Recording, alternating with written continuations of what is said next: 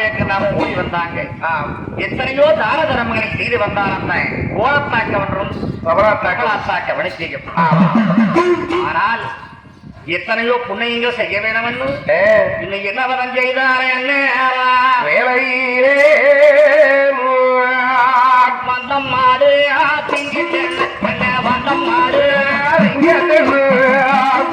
ஒரு வகை பெண்ணு பொறுப்பு ஓட்டார் வகை பெண்ணு பொறுப்பு ஓட்டார் வந்த மாடு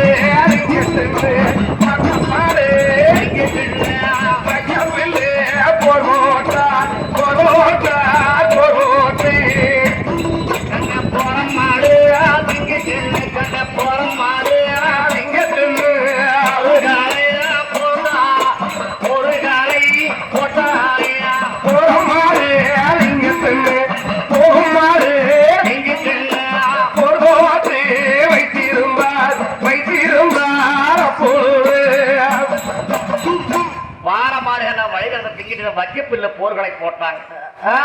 காலத்துக்கு அதை கல் கிணறு வெட்டி வைத்தாங்க.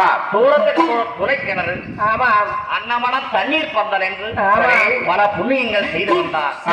அத்தனை செய்து வந்தானே செய்து வந்தாரே அந்த செல்வம் இல்லாமல் நாட்டில சனங்க பாக்குறவங்க வருடி வருடியின் அந்த வையகத்தார் பேசாச்சு ஒரு காக்கா வருடியின் அந்த கலியுகத்தார்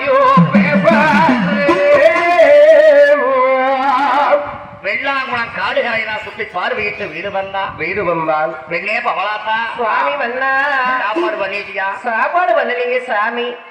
சாப்பாடு பண்ணாம என்ன பண்ணப்பா ஏனுங்க? ஆமா பலன் ஆதரவே சோறுது. செய்யாம என்னவென்னே செய்யணும் சுவாமி மன்னா. அல்லும் மகளும் 60 நாளையாகி இரவு பகல் 24 மணி நேரம் தானே. ஆமா குழந்தைன்னு சொல்லி அழுது கொண்டே இருந்தால் பெண்ணே பழமொழி சொல்லுவார்கள். சரி எழுதா குறைக்கு அழுதா தீரவா போகும். ஆமா பெண்ணே சுவாமி இல்லாத குழந்தையை இனி ஏன் நம்ம அழுக வேண்டும் சாமி? பல வேலத்துக்கு பல புண்ணியங்கள் பண்ணி நம்மளுக்கு ஒரு குழந்தை மட்டும் கிடைக்கலையே மன்னா. ஆமா சாமி இன்னைக்கு பாருங்க மன்னா, சாமி இன்னைக்கு பாருங்க